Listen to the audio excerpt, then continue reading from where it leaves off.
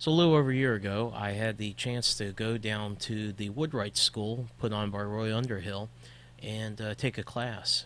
And while I was there, I had the pleasure of sitting down with Roy and doing a short interview with him while I was there. I only had 2 days there, but I gained a lot of knowledge and had a really good time.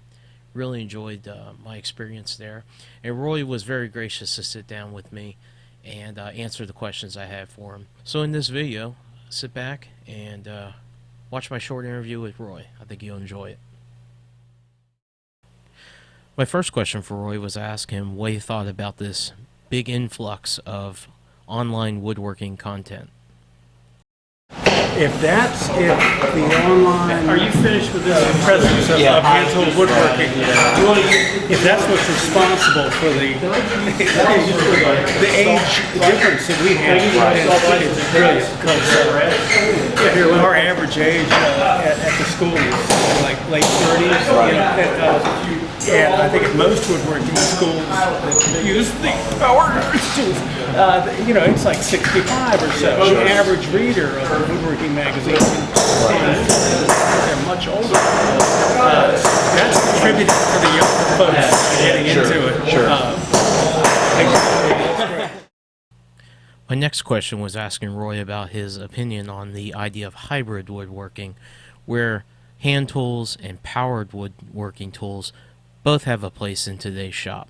That's been the biggest change I have seen. You can talk about hand-tool woodworking and not have to say, well, I like it because, and make an argument for it. Right. You no longer have to make an argument. People know exactly what you're talking about. That's right. And that you're on the side of wood and the truth and saving the planet. Right. So you're a good guy if you're using hand tools. That's right. That's what makes a big difference. That is a big change that I've seen. Okay. I then asked Roy, where do you see yourself in 10 years? Where do you see yourself in 10 years? Yeah. Still want to be teaching? Who knows? 10 years from now, I will be, in 10 years, I'd be 74 years old. That's not old. 74. That's not old. I don't consider that old. You don't think personally. so? Holy crap.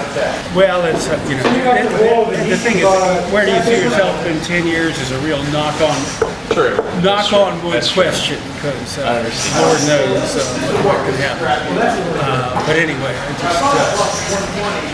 what I hope to see outside of this movement growing more and more people, keeping strong by working with their muscles, keeping the planet healthy by making that choice. Make stuff out of wood. That's a good place. Making wood things, that's a good place for carbon to go. I said it, that's right. That is a funny thing to do. Let me just say,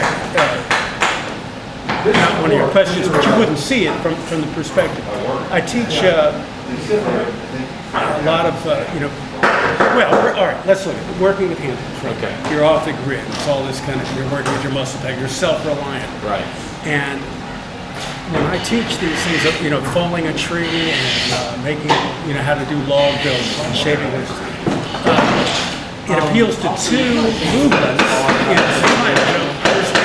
The bunker guys who are going to say, I'll survive, and they'll all have, they want to come together, And so the folks who think there's some kind of apocalypse coming and they want to be self-reliant, get that.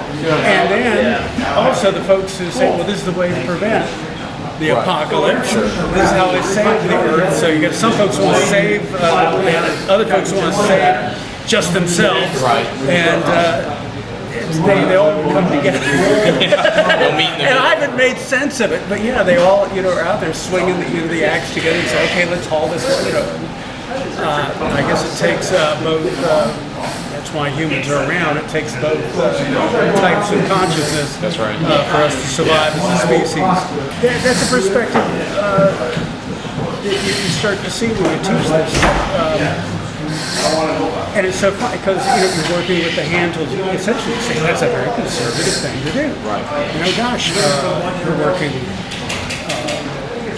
old stuff, old how much more can, but it's to me it's radical and progressive. Yeah. And then it's working with a consciousness of what we need to do. I asked Roy, with such an electrified world, is he continually surprised at the connection that some woodworkers have with hand tools? Yeah, isn't that funny? Yeah. And that's so 20th century, isn't it? It just makes it, it doesn't make sense anymore. There's a lot of contradictions, just like that.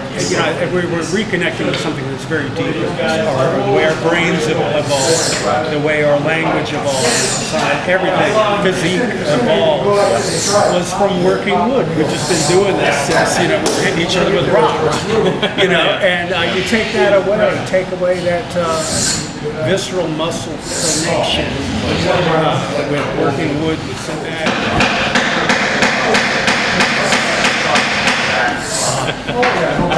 Beautiful sound. Just in Great Britain for a couple of weeks. It was in London at the British Museum, and so all these artifacts from history. And I'm sorry, go back ancient there's saws and there's chisels and adzes and wonderful work done with these tools for thousands of years. Thank you so much. Yeah, thank you. Yeah. Thank you. Thank you all for that big silly rock.